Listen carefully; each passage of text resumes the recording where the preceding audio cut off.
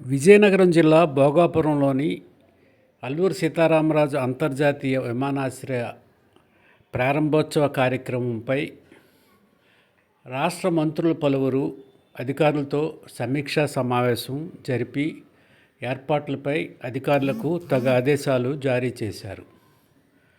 రాష్ట్ర రెవెన్యూ మంత్రి అనగాని సత్యప్రసాద్, సమాచార శాఖ మంత్రి కొలుసు పార్థసారథి, విద్యుత్ శాఖ మంత్రి రవికుమార్, సాంఘిక సంక్షేమ శాఖ మంత్రి బాల వీరాంజనేయ స్వామి తదితరులు ఈ సమావేశంలో పాల్గొన్నారు. విమానాశ్రయ ప్రారంభోత్సవ కార్యక్రమానికి ప్రత్యేక అధికారిగా నియమింపబడ్డ ఎంటీ కృష్ణబాబు, విజయనగరం కలెక్టర్ తదితరులతో మంత్రులు వివిధ అంశాలపై సుదీర్ఘంగా చర్చించారు. ముఖ్యంగా ప్రజలకు ఎటువంటి అసౌకర్యం జరగకుండా తగు ఏర్పాట్లు చేయాలని మండల స్థాయి అధికారులు, జిల్లా స్థాయి అధికారులు బాధ్యత వహించి తగు చర్యలు తీసుకోవాలని ఈ సందర్భంగా మంత్రులు అధికారులను ఆదేశించారు.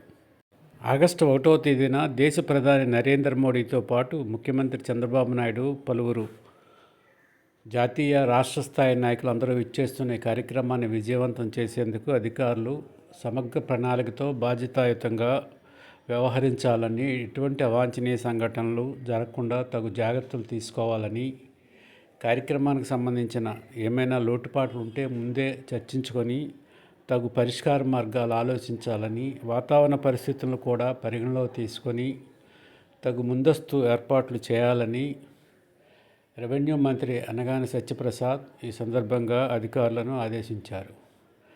సమావేశం అనంతరం సమాచార శాఖ మంత్రి పార్థసారథి విలేకరులు భోగాపురం విమానాశ్రయం ఉత్తరాంధ్ర అభివృద్ధికి సమగ్రంగా ఎంతో దోహదపడుతుందని ఈ సందర్భంగా ఆయన అన్నారు. రామరాజు ప్రతి తెలుగువాడి గుండెల్లో ప్రత్యేక స్థానం కలిగిన వ్యక్తిత్వం ఉన్న స్వాతంత్ర పోరాట యోధుడు. మన తెలుగువారి గౌరవాన్ని ఇనుమడింపచేసి మొట్టమొదట్లో స్వాతంత్ర పోరాటంలో ఒక వీరోచితంగా పోరాడి మన తెలుగువారి ఆత్మగౌరవాన్ని నిలబెట్టిన వ్యక్తి. ఆ గొప్ప వ్యక్తి, గొప్ప యోధుడి పేరు మీద అల్లూరి సీతారామరాజు ఇంటర్నేషనల్ ఎయిర్పోర్ట్ 1వ తారీఖున ప్రధానమంత్రి శ్రీ నరేంద్ర మోడీ గారి చేతుల మీదుగా జాతికి అంకితం చేయబోవటం మనందరికీ కూడా, ప్రతి తెలుగువాడికి కూడా గర్వకారణం అని చెప్పేసి తెలియజేస్తా ఉన్నాను. ఈ ఎయిర్పోర్ట్ని పూర్తి చేయటంలో మన ప్రియతమ ముఖ్యమంత్రి చంద్రబాబు నాయుడు గారి ప్రయాస కానివ్వండి, ఆయన విజన్ కానివ్వండి, ఈ తెలుగు జాతి ఎప్పటికి కూడా మర్చిపోదని చెప్పేసి కూడా ఈ సందర్భంగా తెలియజేస్తా ఉన్నాను. నేను ఇది ఒక ఎయిర్పోర్ట్ లాగా కాకుండా వెనుకబడిన ఉత్తరాంధ్ర జిల్లాలకి కొత్త ఆర్థిక అధ్యాయాన్ని రచించబోతుందని చెప్పేసి కూడా నేను సందర్భంగా తెలియజేస్తా ఉన్నాను. నేను గేట్వే ఆఫ్ గ్లోబల్ ఆంధ్ర.